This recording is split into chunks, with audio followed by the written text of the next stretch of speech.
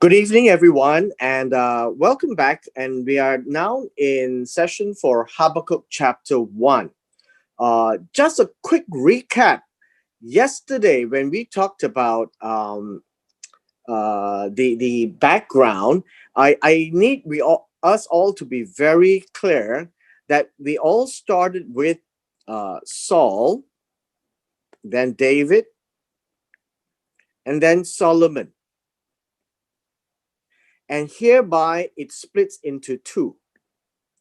And here would be the northern kingdom of Israel, also called Israel. So the name was taken and given to the larger 10 tribes in the northern part.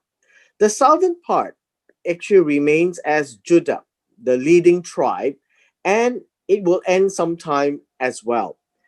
At this point in time in Habakkuk, we are now here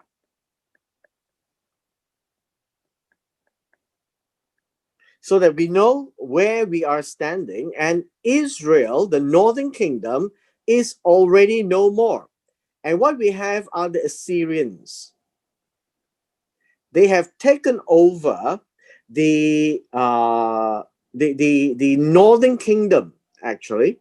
So what we see is we do not have the northern kingdom anymore at this time when we are reading the book of Habakkuk or Habakkuk.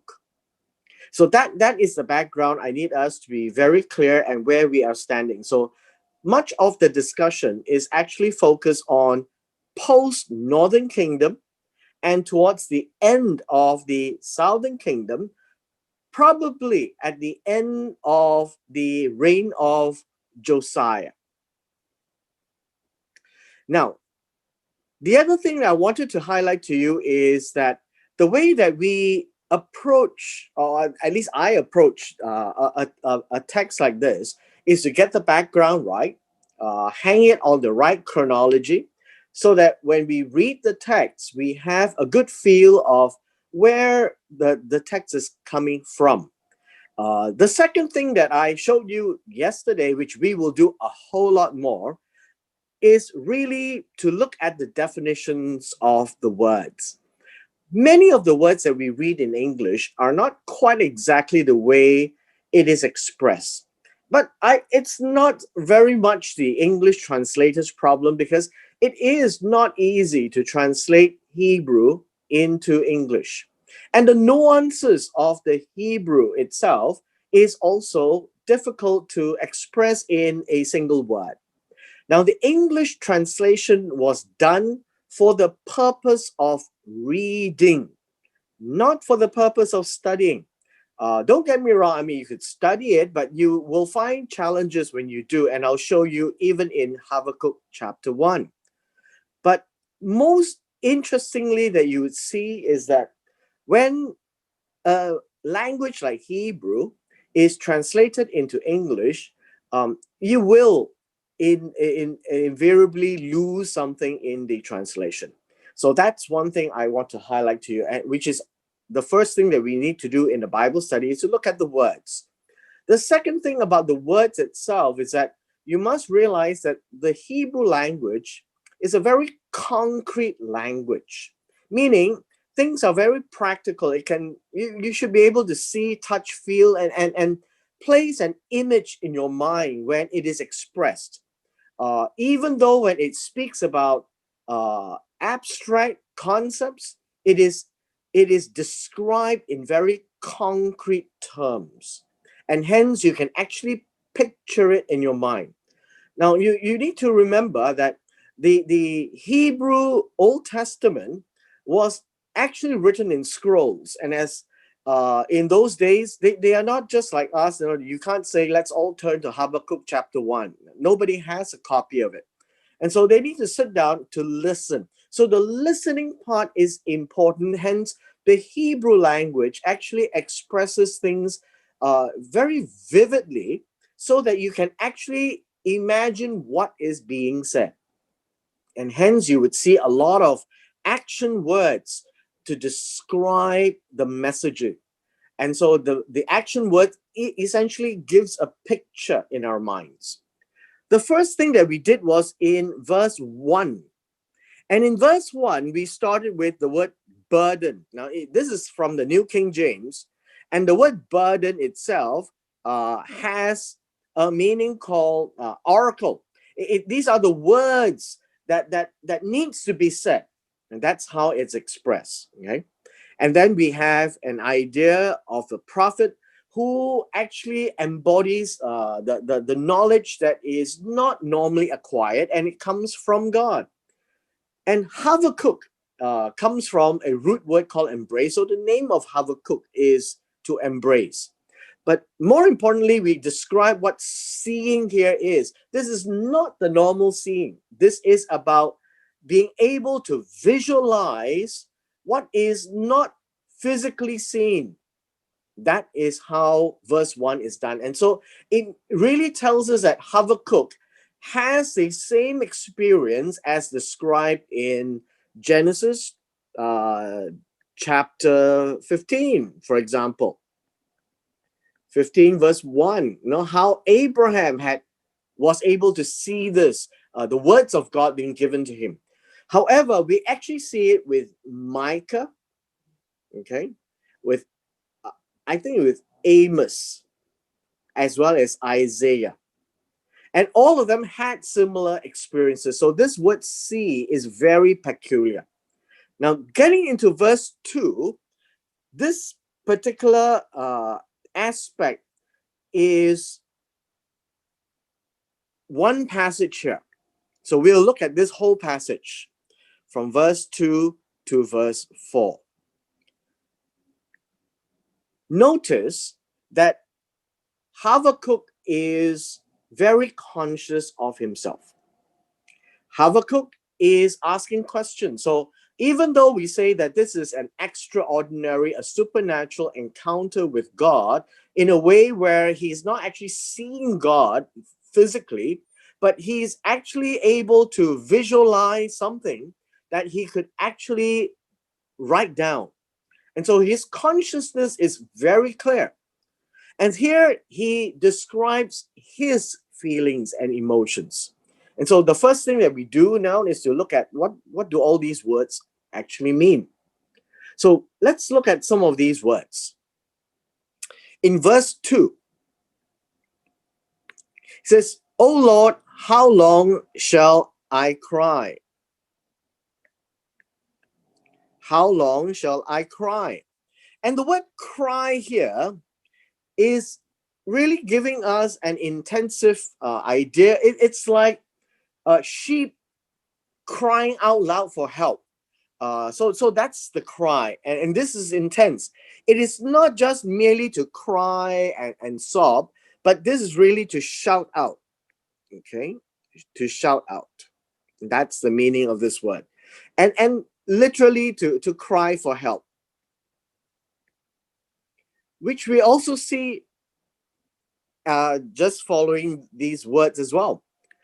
And so he says, "And you will not hear." And the word "hear" is used thousands of times in the Old Testament.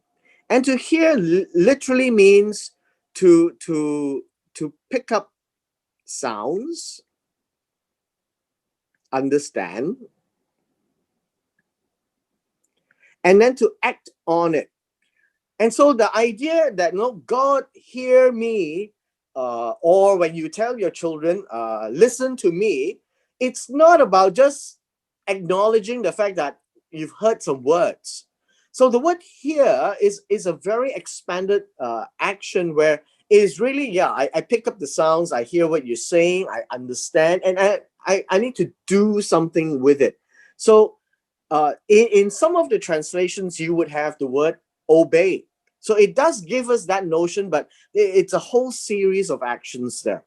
And so when Habakkuk cries out to God, he is crying out to ask, why is God not hearing him? It's not about listening to the sounds, but why is God not responding? Why is God not acting? So this word "here" is very crucial, and whenever you hear this word or you read this word "here," it has that connotation.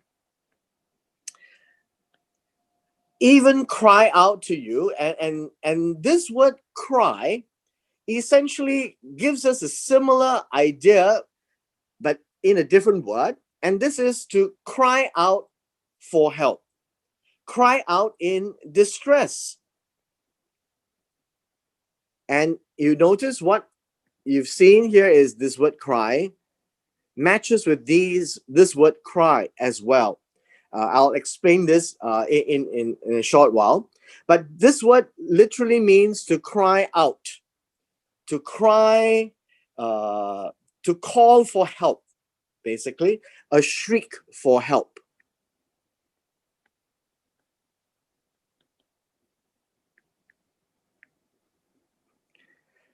And what is he calling out for help is this word violence. The word violence is a very important word because it appears a lot of times in the Hebrew Bible, and we hear of this word even in our news today. And this word is Hamas. It's spelled this way, or sometimes spelled this way. This is the name of the organization that's ruling the Gaza Strip, the Hamas organization. And basically, the Arabic word and the Hebrew word comes very similar because they are sister languages. And it describes not just violence, but cruelty and injustice. And so this is what Habakkuk is speaking about. He is saying, God, where are you? There is so much violence around us, this cruelty, injustice. And then it says, and you will not save.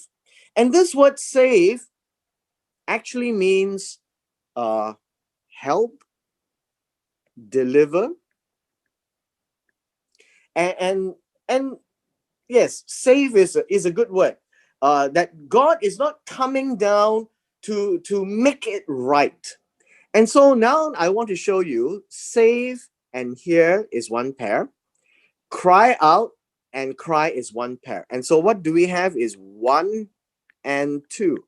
We have two statements in verse 1 that is in a pair. And the Hebrew expressions is very commonly done this way, to say the same thing twice. So, "O Lord, how shall I cry and you will not hear," is paired up with, "even cry out to you, Hamas, and you will not deliver." And that's one pair. And it tells us the same meaning.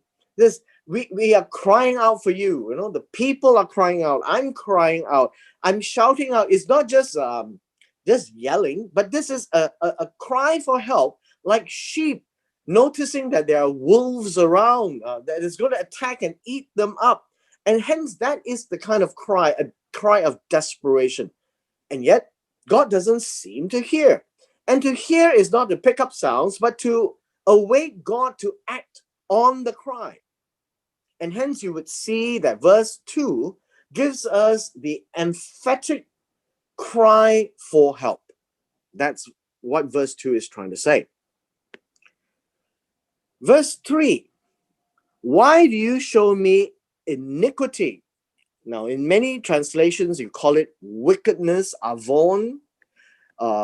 Basically, it is actions that delivers a result. And if it's a bad result, it's a result of guilt. And you see that this is what Habakkuk is seeing around. And God is letting him see. That's how it's expressed here. And cause me to see trouble. Now, in this case, trouble is labor, toil, or actions that leads to a result. And this result is mischief. You see that? It is worrying, and the idea of iniquity and trouble is right here. There is plundering And plundering here is violence. Now, this is not the Hamas violence. This is the riot violence, that people are running havoc. And then there's another word, violence. This violence here is Hamas. Okay? And these two words are expressing the same thing. So you see this very often in the Hebrew expression. Two things that is actually saying about the same, and this is a point of emphasis. And rioting and violence and injustice and cruelty is before my eyes. The next is strife. Strife and contention. Again, a pair of words that mean quite the same thing. Reeve. Reeve means to dispute, right? Reeve means to dispute. And this contention means to quarrel. We always see that expressed in the Hebrew. If you remember back in Genesis, where Abraham and Lot and the shepherds were fighting, and that's what we see: dispute and quarreling. And that's what's happening here. So there's rioting and violence, cruelty, and that's one pair of words. And there is strife and contention, dispute and quarrel, also a second pair of words, basically to tell you these are the troubles that Habakkuk is seeing. And so if you take a pause and you take a look at these two verses, Habakkuk is literally crying out to God for help. He says, God, why are you not hearing me? Now, this is common, especially when we are seeing all these violence, injustice, cruelty, rioting, guilt, wickedness, mischief, troubles, fighting, and all these words describe chaos. Chaos in Judah. That's basically what's happening in Judah now. Chaos. Now, next one would be verse 4. And now in the English, it gives us a very weird reading. It says, therefore the law is powerless. As if the Torah, and by law, it is the Torah. But the English seems to say that the Torah is of no use. That the Torah is worthless, is useless, right? That's the impression you get from the word powerless. But if you look at the word powerless specifically, it is actually not wrong, but not the way that we in today's day and age think of powerless.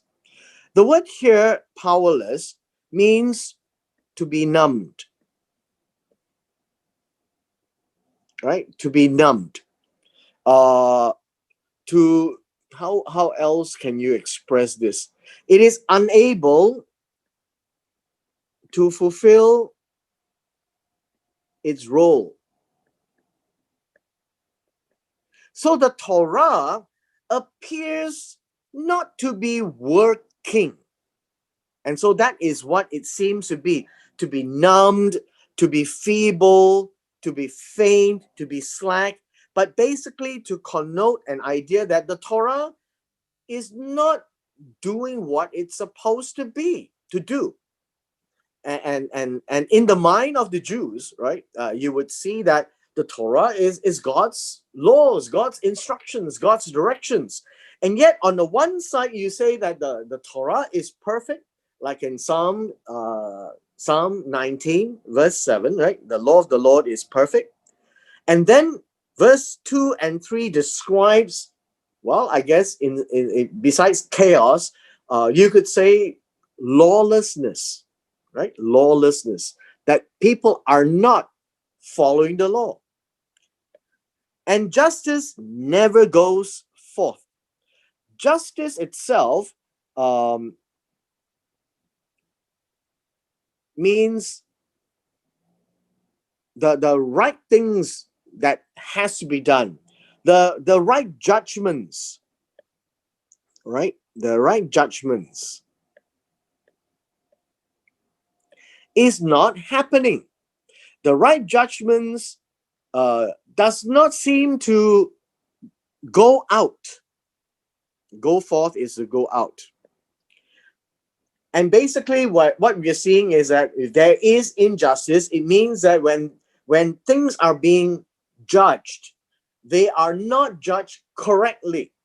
Now, I'm sure we have seen that in many cases when you see that the judgment that comes down from the courts appears to be unfair. That is the way, and it goes on to a bigger perspective as well. For the wicked surround the righteous. The wicked here are the ones who have departed from the right way. If you have departed from the right way, the righteous then would be the contrast, those who are in the right path. So if the wicked, and if this is the righteous, the wicked is all around. And that is the impression, the imagery that is trying to show that it is surrounding the righteous. It is trying to choke the righteous out.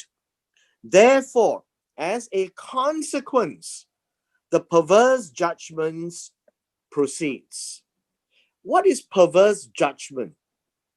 Perverse judgment is a very strange word. Perverse judgment is bend or twist. And the kind of judgments that's coming out are judgments that appears to be right, follow the process, but it ends wrongly. It ends as injustice. That is what it says here. Okay, and so the in verse 4, that's the complaint of Habakkuk to God, and he's saying, look at all this. We have your law. It doesn't seem to work. The people who is making judgments, they never do the right thing. Everyone who has departed from your Torah seems to be crowding around those who are righteous, and they are choked, and they can't act. Therefore, the moment it is pronounced, all these becomes injustice. Hamas, right? And that's the key word here, Hamas. Very importantly for us in these first 4 verses is for us to actually have a very good picture of what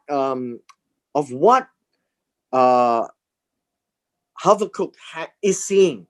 And what he is seeing is actually the current state of affairs in Judah. Now remember, they've got a longer history than the northern kingdom, and they've seen the northern kingdom being deposed by the Assyrians. And yet the southern kingdom have not learned the lessons from the northern kingdom. And these few verses that Habakkuk is expressing, I think if you sit down and think about it, it describes lawlessness, chaos, injustice, cruelty, people who know the Torah, bends it, uses it for their own purpose. The people who are righteous, who want to stand up for God, are being squeezed out in the society. And so verse 2, 3, and 4 speaks about the community and the society at large. As much as Habakkuk thinks that God is not responding, if you look at verse 5, in this particular view that he is now having this vision with God, very conscious in this conversation. I don't know how to describe the conversation to you, but all we can tell from the text itself is that he is in a condition that he could see beyond the norm. It's an extraordinary situation, and it's a conversation with God. And so the first thing that came out of his mouth was a report, a cry for help. And why isn't God hearing? And why is God not saving? Now in verse 5, we read what God has to say all the way. It says, look. In this case, it is actually to tell Habakkuk to take a look, take a hard look at what? At the nations. Take a hard look at the nations, at the people. Now, this word is goyim. Goyim is used as peoples, nations, but in context, it includes Israel. And then, depending on the context, it generally refers to the non-Israelites, the non-Israelites. And so he says, look among the nations, and this would be the non-Israelites, so non-Jews, and observe. Just look at them. And so Habakkuk is now told, don't just look at the trouble, look out there now, beyond the borders of Judah. And the moment you see, you will be astounded. Now, this word is tamah, and this word is utterly astounded, meaning this is to say that you'll be dumbfounded in our context. You'll be shocked. That would be a good word too, right? You will be shocked. You'll be stunned in not a good way. And so Habakkuk is asked to look at the rest of the countries out there. If you're just being very myopic, things are happening outside you. And so God says, for I will do a work in your days, meaning before you die, you can actually see this happening in your days, Habakkuk's days. And you would not even believe me if I were to tell you, if I were to account to you or recount. If I were to tell you what is happening in the nations, you won't believe me. Now, that's the expression in verse 5. But God is going to tell him anyways. God is going to tell him anyways. Now, this is the reason where God is now going to tell Habakkuk, while you are complaining, you're seeing all these, what is God doing? Well, God is doing something already, and you can't see it. Because Habakkuk is expecting God to just drop into the nation of Judah and do something miraculous amongst them. But if you recall, everything that they're doing is already written in the Torah. And as they defy the Torah of God, the instructions of God, the judgments and the punishments are also there. And if you have a time, you should read Deuteronomy chapter 28. So let me just list it here. Deuteronomy chapter 28. And the last part of Deuteronomy chapter 28 says, if you continue to disobey me and not listen to me and do everything I told you, the opposite, one of these days, I will take you away from the land. I will chase you away from the land. And that particular expression is really not registered in the minds of the Jews. But this is what God is doing. The very ultimate of his patience ending, they will be removed from the land. So verse 6, for I indeed is raising up the Chaldeans. Now understand this, when God says I am raising up the Chaldeans, doesn't mean that God is turning the heart of the king of Babylon or zapping his heart or doing anything to him. So you would see that this would mean that God is setting the stage. God doesn't interfere with the free will of the kings, but setting the stage is God's work. And in setting the stage, God has also mentioned the Chaldeans. These would be the Babylonians, the Chaldeans. And at this point in time, I think according to history that we map to it, it is most likely King Nabopolassar, right? And that would be the father of Nebuchadnezzar. Now, because we didn't do the history of the Assyrians, just note that the Assyrians themselves are brutal. Well, in our modern day terms, we will probably describe them as animals, cruel, right? And they came and they took over the northern kingdom. But now with the Chaldeans right here that we are looking at, and these would be the Babylonians, God is describing that they are a bitter nation. In the way bitter, this would also mean angry. They are also a hasty nation. And by hasty, they are moving very quickly. They flow quickly as a nation, which is very different from the Assyrians, very different from Judah themselves. They themselves, Judah, internally is collapsing. It's imploding, so to speak. And God is describing the Chaldeans as a nation who is marching through the breadth of the earth to possess dwelling places that are not theirs. And this describes their conquest outside Babylon. Just a quick recap of their history is this. If you remember, the Assyrians were the powerhouse, and the Assyrians were used by God to teach the nation of Israel or the northern kingdom a lesson and depose them. Basically, took over the northern kingdom and forcefully repatriated and dispersed all the northern kingdom all over the world.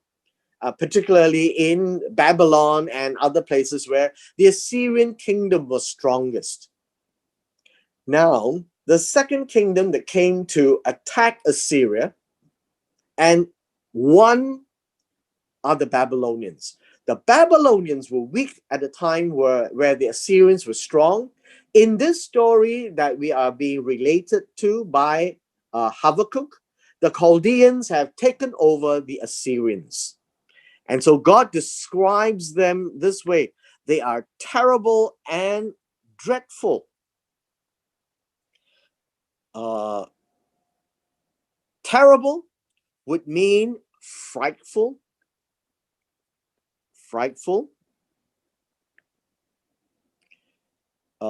They are terrible, frightful. They frighten people, right? Dreadful here would also mean terrifying.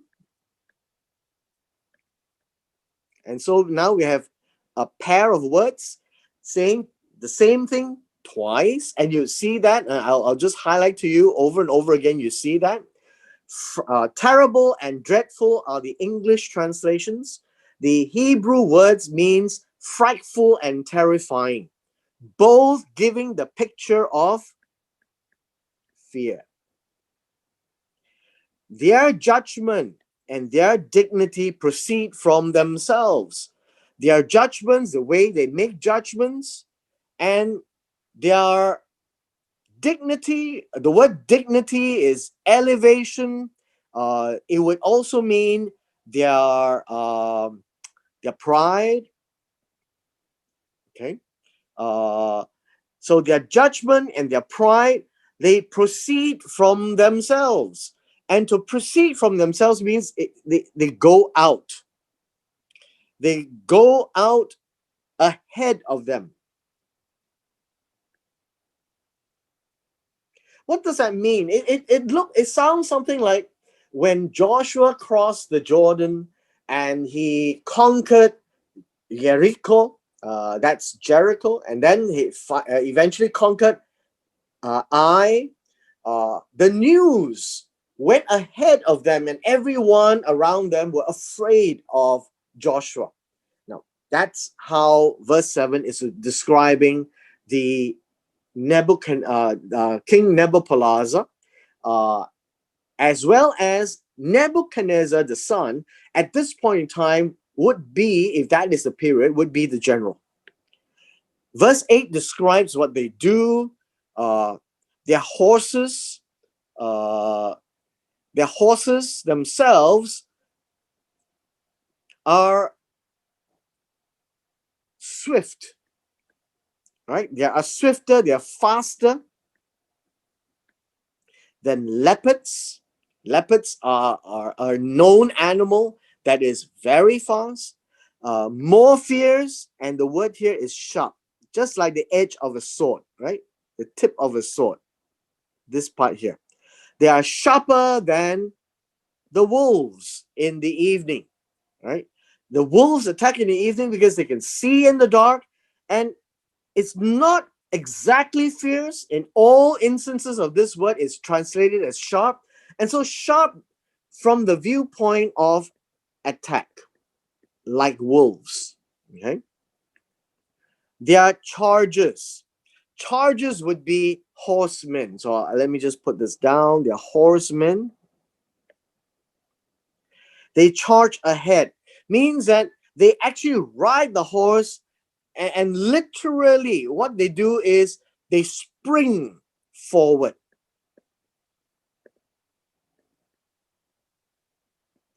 Now, the imagery would be the horse is actually galloping. And so that would be another way of looking at it. Now, we have another word which we never use. That's Calvary. And here I want to point out to you, this means horsemen. Same word. Why do we have the word chargers and Calvary when they are horsemen? Well, you've got to ask the translators, because the translators are translating the Bible for reading. You never use the same word twice in a sentence or in a paragraph, right? And so this is a style of writing. So when you have styles of writing being inculcated in the Bible, you find it very difficult to use it to study because you don't know exactly what the word means. Because Calvary could mean something else to different people. And they come from afar. So they charge ahead, they come from afar means they can attack very, very quickly. So they fly as the eagle that hastens to eat. It gives you the imagery. Eagles are very popular birds there, non-kosher. They are flying and they attack to eat, and hasten means they are hurrying. And so the Babylonians are characterized as these kinds of people in their war machine. We look at the last three verses for today. Verse 9, they all come for violence. Again, the word violence, Hamas, injustice, cruelty. So they all come to give injustice and cruelty. The Babylonians are not nice people. Just like the Assyrians, they're not nice people either. So they come and conquer, and they've taken over the northern kingdom, and now they're going to take over the southern kingdom, Judah. And that's what God is telling Habakkuk. And although you think I did not hear, I have been working. And I'm working for the thing that you won't even believe is going to happen. And so they says, their faces are set like the east wind.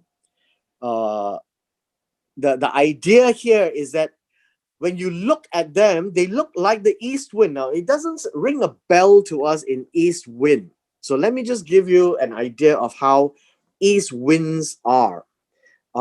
If you take a look at this map, and this is the Mediterranean, the Great Sea, and we have it this way, and this would be Israel, right? This part here would be Israel, the Dead Sea and Galilee. What you would find is that the east wind will blow from this side, and that's why you call the east wind. I wouldn't have appreciated this except that in 2019 November, I was in Israel, and it was supposed to be cooling, but for the 2 weeks I was there, they had a heat wave, and so I tried to figure out what the heat wave was. And the heat wave was really this. It was the east wind blowing. And the east wind blowing blows hot air and dry air. Very hot and very dry. Basically, overnight, your skin just peels. And for the first time, I had to use lotion. And that's how quickly it dries up the environment. And so when we say that the Babylonians are set, their faces are like east wind, they are blowing, and everybody knows the east wind is a terrible wind. What winds do you want? The west wind. The west wind brings rain. The east wind brings heat. And so their faces is like the east wind. They come, they burn everything up. And the description here is they gather captives like sand. So in the wilderness where it's like the desert, the wind will curl the sand up. And so you could see them really capturing people. They scoff at kings. Verse 10. This word here is to mock. They mock at kings. The princes are scorned by them. Now, the word scorn here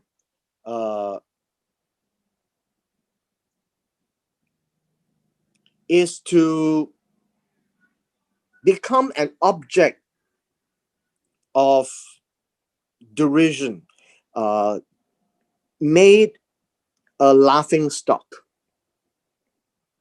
Okay? And so you notice these two words are very similar. To mock is to laugh at the kings. To scorn is also to laugh at the kings, but two different words, but emphasizing the same thing. And then they deride. They deride every stronghold. So these words, deride, and deride would mean to laugh, right? And also to play. And in this way, it's describing that these are people who are very powerful.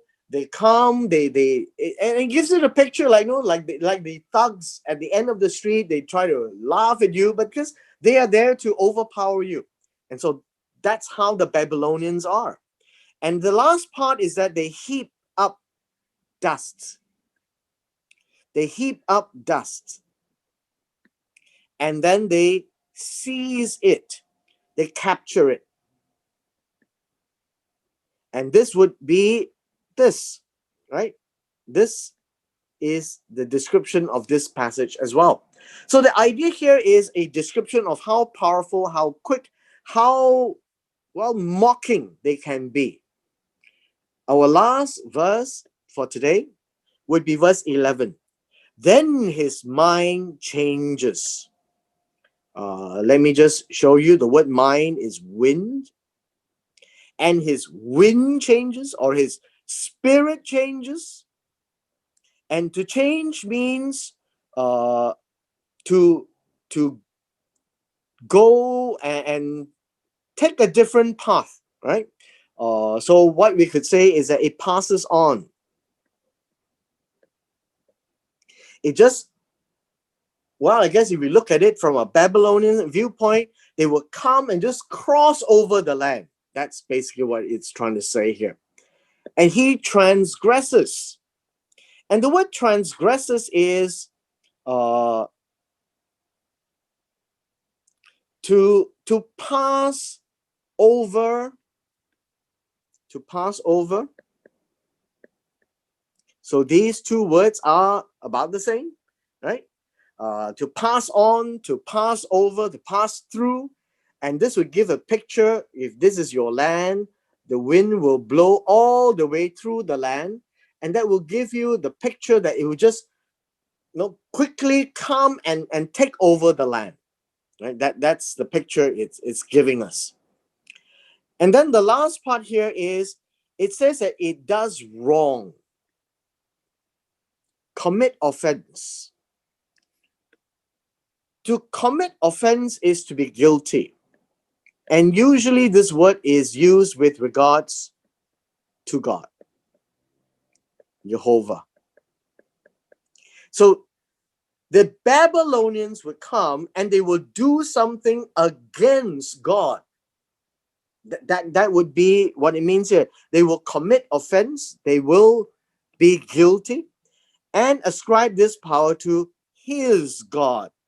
Not Jehovah, but his God, the God of the Babylonians. So what would the Babylonian king do to offend God? Right here. Well, if you have a chance to look at the history of the Babylonians, they came in 3 sieges. And one of the siege, I think it was siege number 2, they destroyed the temple and they took all the implements of the temple back to Babylon. And thereby they violated the temple. And so that's what we're seeing, right? These are all prophecies towards the time where the Babylonians will eventually come into the land. Now, we have come to the end of this section. In this section, let me just do a recap to look at God. When Habakkuk began, he laid out his chest and he said, well, God, I'm crying out for help. The people are crying out for help. And by people, I would surmise that would be the righteous ones, not the ones that's departed from God, right? And they cry out for help. They see all this injustice and say, where is God? Why is God not hearing us? And that's their view. That's Habakkuk's view and expressing the view of the people. Now, to learn more about God, you would see that God is not ignorant of the situation. And so God is setting up the stage. And so he's telling Habakkuk, just look outside to all the other nations. Things are happening. You just can't see it. And even if I told you, you won't believe me. And I'm telling you, the stage is being set. I'm going to use the Chaldeans or the Babylonians to come and do their work for me. And that's where we end in verse 11. And for all the things that they would do, they will also offend God to take away things of the temple that we eventually saw in history. And so with this, we end verse 11.